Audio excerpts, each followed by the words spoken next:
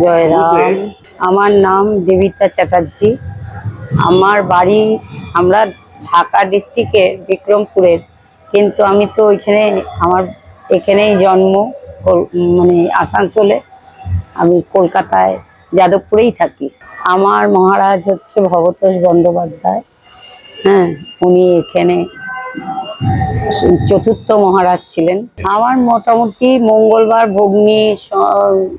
গুরু ভগ্নীদের সঙ্গে আমার যাতায়াত, কিন্তু এখন ইদানিং আমি একটু সাংসারিক নাতনিদের জন্য আসতে পারি না, সেই জন্য আমি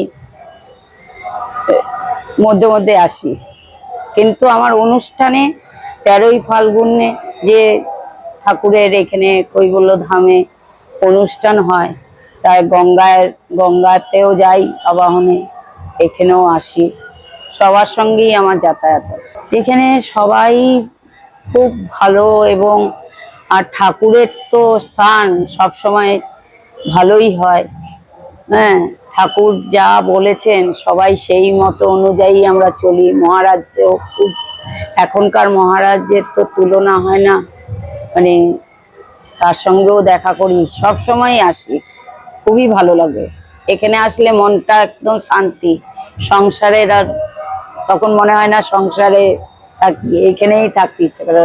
এই কীর্তন, এই নাম হচ্ছে, সারাদিন নাম করো ঠাকুরের।